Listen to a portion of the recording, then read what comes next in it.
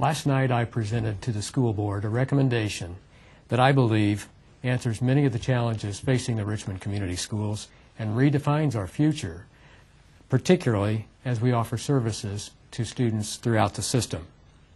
It redefines the elementary experience.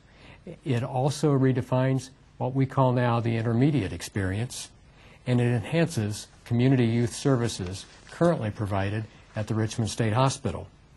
What was that plan design? It's rather simple.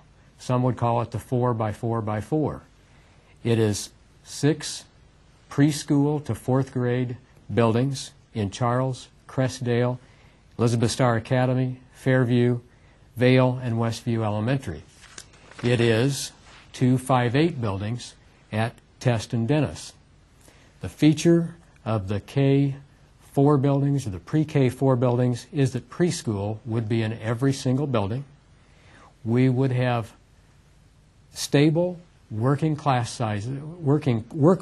sizes, support services from communities and schools and Centerstone that we have become accustomed to, and we would have the critical numbers in each of our buildings for specialized programs in enrichment and remediation. At our 2 intermediate buildings, which would be 5-8, we would have grades 5 and 6 in both Test and in Dennis, but they would be separated from the rest of the school, physically as much as possible, but specifically programmatically. Those students would be looped with their teachers from year to year.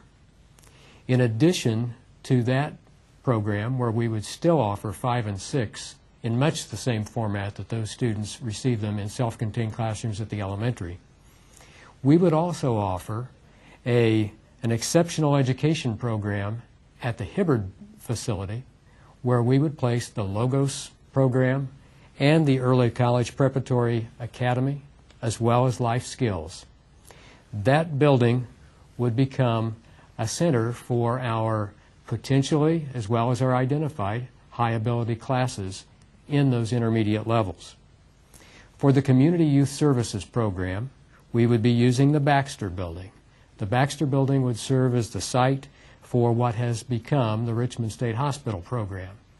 That building at the Richmond State Hospital does not belong to us, but to the state of Indiana, and we've been notified that it will be closing at some unannounced period of time.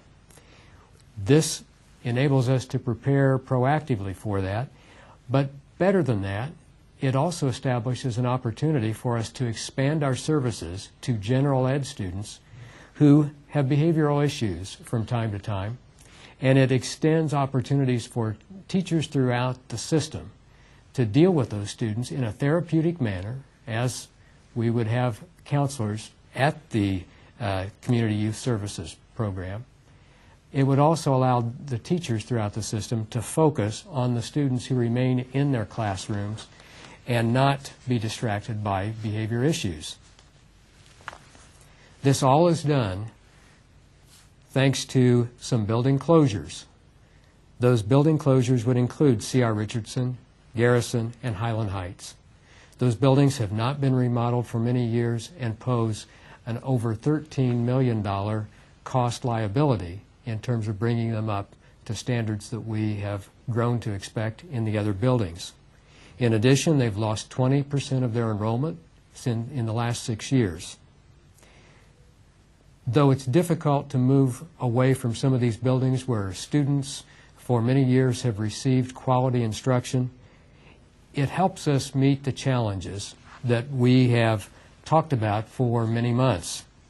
We have a looming budget deficit, and this program that was recommended to the board last night will cut that budget deficit. In fact, we'll end up $120,000, if projections are correct, in cost savings after facing a $700,000 deficit, as well as a $2.3 million liability in sustaining programs from our Safe Schools, Healthy Students program and the stimulus dollars from the federal government. This plan protects our class sizes. We have many class sizes throughout the district that vary from 13 to 31 to 36, we would have a much greater opportunity to balance those class sizes with the structure and the size of our buildings throughout the system. It preserves the academic support services of the special grants that I earlier mentioned, and it provides enrichment opportunities as well as focused remediation opportunities through RTI and through specific workable programs from our classroom teachers. Provides for stability. We don't anticipate having to go through this program of changes again for several years, many years possibly, but this also builds in flexibility. Not one of our buildings, when all is said and done at the elementary, will be above 90% capacity, which enables us to address rising enrollment or falling enrollment, as the case may be. In this new period of entrepreneurial education and competition, the public schools must honor parental choice. And we have given every reason for parents to choose the Richmond Community Schools in this district. We have offered K through 4 programs that meets the needs of all students, wherever their capabilities may be. We also offer, at the intermediate level, a program that is not like any in the region, as it places high-ability students together in a very focused effort to provide them the most effective services we can. And probably the most important piece for many of the citizens in the Richmond Community Schools is that we protect our tax rate.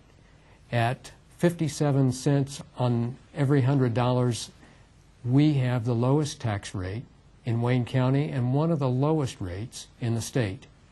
This plan does suggest that there are some construction projects that would be accompanying the recommendation, but it would be only done within the budget we have.